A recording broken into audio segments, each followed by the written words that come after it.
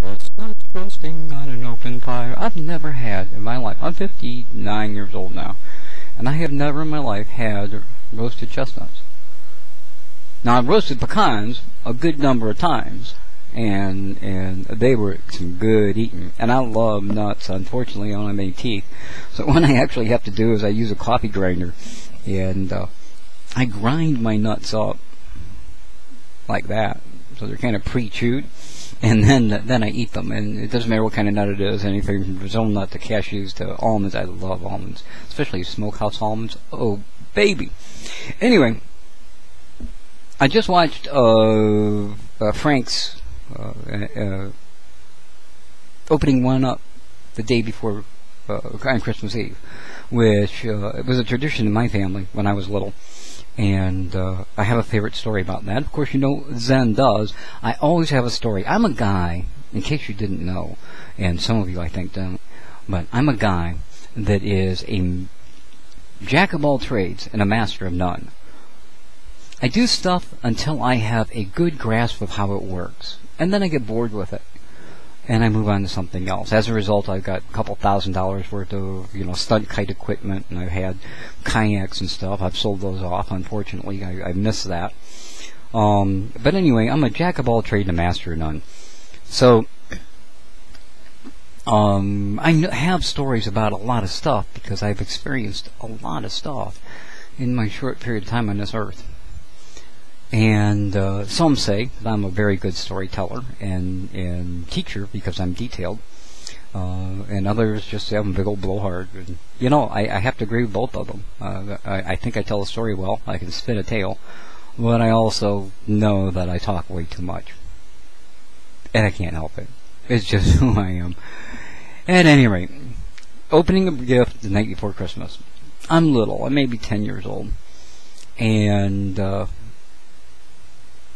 we didn't do a lot of I want this for Christmas kind of stuff when I was little. We depended on our parents to know the things that we would like to have, and important to note, not the things that we need, but the things that we'd like to have that were luxuries and we couldn't afford it, and so we would do without because we didn't need it. But there was no, you know, I think when G.I. Joes came out, the full-size figure ones, I think we let it be known that we wanted those. But, yeah, there was none of that other stuff. So, text message came in, probably a Merry Christmas. So it's the night before Christmas, and all through the house.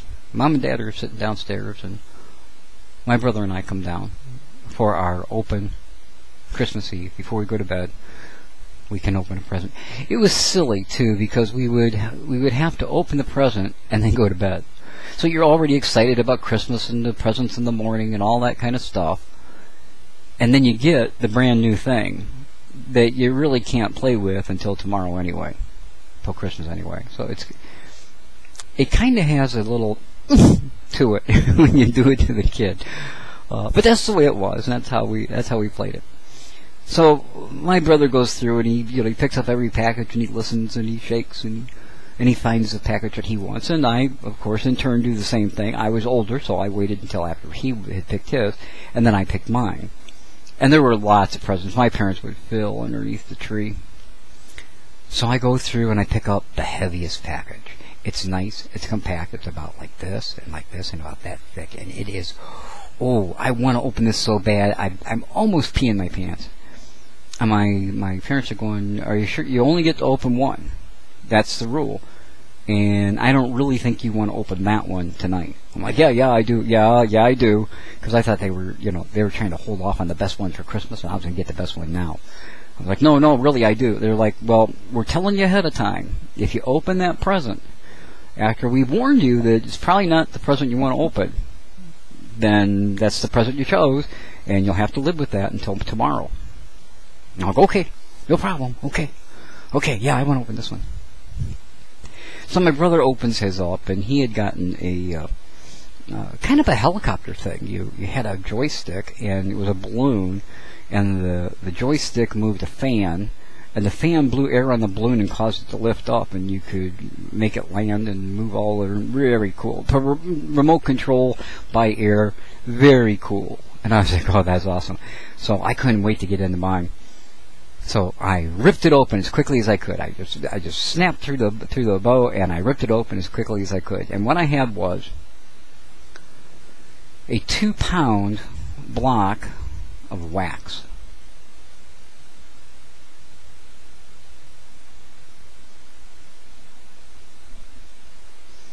No explanation. 2-pound brick of wax.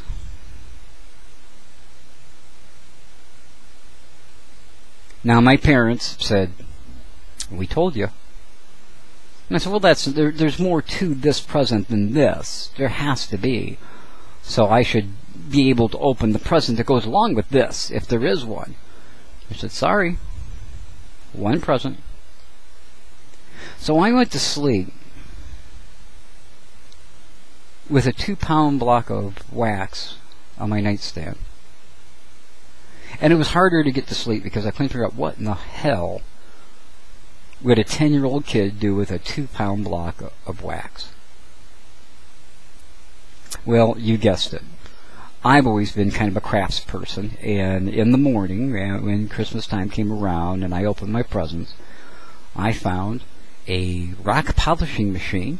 You put rocks inside and you would spin it, and there's all kinds of findings and stuff, so you can make necklaces and bracelets and rings, and a candle making kit that would melt the wax that I had gotten the night before. So it was a great present. Certainly something I was going to need. But in my zeal to get the best present that there was, I foolishly opened a brick of candle wax. So that's my Yuletime night before Christmas story. And Frank, I think it's great. I don't know what your religious leanings are. I kind of get the impression that at least you or your wife are Jewish.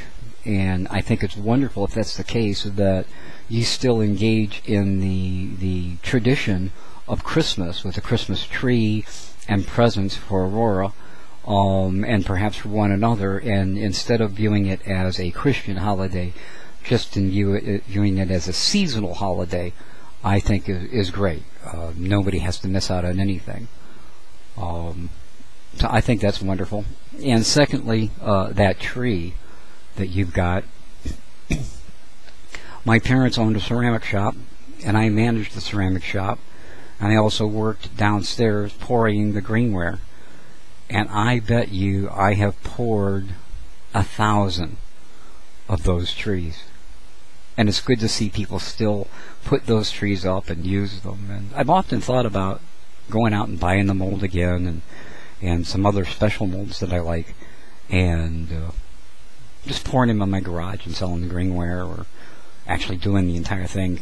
I have to have a kiln in order to fire them and stuff, but I could do everything else. Very well versed in ceramics and porcelain. So, hey, Merry Christmas. I hope you have a great day, a wonderful meal. You know, it's really not a break for Mom, is it? Christmas and Christmas Eve are when she probably works the hardest, cooking meals and stuff for the family. And I know it's very fulfilling, but imagine one day out of the year where you know you're going to be cooking all day long.